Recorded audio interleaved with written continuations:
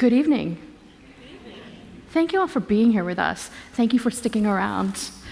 So listen, I'm going to tell you a story tonight. It's actually my story. It's actually my love story. 25 years ago, I was in the Army. My husband and I, both of us actually, were in the Army, and we were stationed at Fort Irwin, California. We lived on post. We had the most adorable dog ever, Pepper Ann. We got her from the local animal shelter, and she loved digging in the backyard. And you know what? We liked barbecuing. It was great. It worked out for all of us. It was the beginning of our little family. On October 28th, 1998, my husband shot and killed himself in front of me. And in that instant, I lost everything, all those dreams, the family, growing old with children and grandchildren, right? But I also learned something. I learned how to navigate this society that we live in and how they treat people who have passed from suicide and those of us who are grieving their loss. So about 3 months later, my platoon sergeant calls me into his office. So, of course, I had to go. And I get in there and he says, "Specialist Seeley, how long has it been since your husband died?" And I said, "Well, Sergeant, it's been about 3 months." And he said, "Listen, it's been long enough. You just need to get over it, okay? You've had 3 months." I'm going to spare you all my response to him, okay, because we're filming. So, a couple of more months go by. My company commander calls me into his office. "Specialist Seeley, we think you are taking advantage of your husband's death." All right, let me just say that again. My company commander, who knew that some months back I watched my husband kill himself, right? Now he's telling me I am exploiting his death for personal gain. Yeah, I know. I didn't say anything back to him because, he's my commander, right? But listen, that year was filled with incidents like that. And I don't even remember how I made it through my first year. Honestly, I didn't even think I was going to. And when I was prepping for this talk, I found studies that showed that if you lose a partner or a spouse to suicide, you yourself are more likely to die by suicide that first year. I'm kind of glad I didn't know that, all right? So why am I here tonight, right? It's a Friday night, we should be out. Well, I'm here because I want to change how we talk about suicide. Because really, I want to change how we think about it. Let me give you some perspective. Over my 25 years of navigating the social and cultural groups and, figuring out how to live with the negativity and the shame and the stigma, I learned that I could survive. I'm a suicide loss survivor, right? But here's what I also learned. When you die from a car accident or cancer or a heart attack, deaths like those are good deaths, honorable deaths. But if you die by suicide, because you took your own life, it's a shameful death. It's a bad death. It's a dishonorable one. So what does that mean? Well, if you lose somebody from one of those good deaths, they are memorialized, they're celebrated, right? Their loved ones, oh my gosh, let us take care of you. We welcome your grief. We will be on this journey with you, okay? But if you have someone in your life or your loved one who has passed from suicide, none of that happens, okay? If they remember, celebrate, or really, if they even acknowledge the death of your loved one, you're lucky.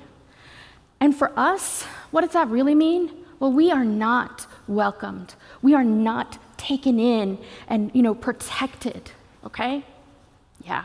Instead, we are often isolated And we are lost in the torrent of our emotions, wondering if we are going to survive. And honestly, we are so vulnerable to dying by suicide ourselves. Let me give you some global perspective.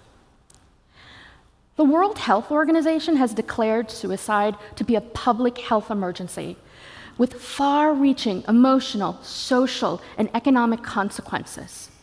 The month of September is dedicated to increasing awareness about suicide, bringing hope, and what services are available. September 10th is actually World Suicide Day.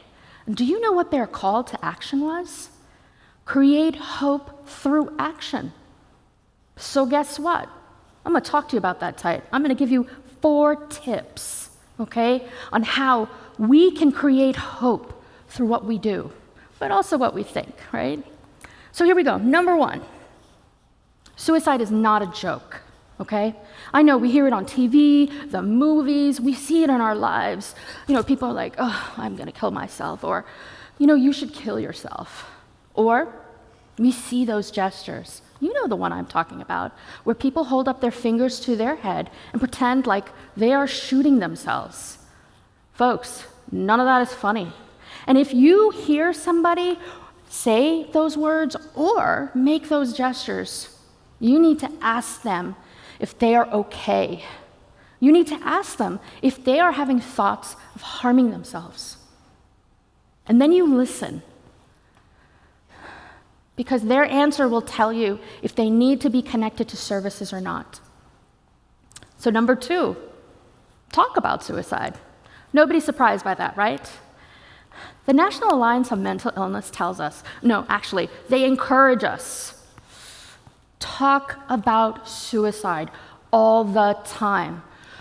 In order to change how we talk about suicide, we have to talk about suicide to talk about suicide, because then we can create hope. We can create a possibility where if you are struggling, you aren't afraid to come forward and say, damn it, I need help, okay? They may say some other words too, all right? But listen, the more we openly talk about suicide, we reduce that stigma, and we can keep the people around us safe. So that brings me to number 3. We have to reduce a suicidal person's access to lethal means. So that's firearms, among, most things.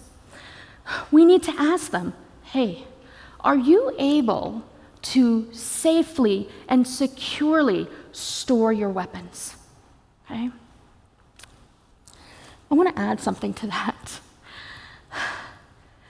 When Tony decided to take his life that night, he used his Colt 45. I cannot tell you how much guilt I have carried over the years because of that. And also, when people make those jokes or say those words or make those gestures, I see him shooting himself. And I hear that gunshot. So let me tell you, none of that is funny. Trust me. So we talk to them. We ask them if they need help. Then we connect them to services. Number 4, we follow up. That's it.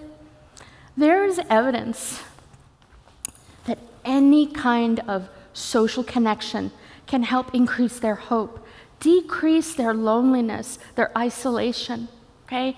Help them reframe how they think so that they know that there are alternatives to harming themselves, okay? Folks, I'm talking to you tonight about my love story because I want to honor Tony's life, and I want to honor my love for him, but I also want to honor myself. This journey, oh my gosh,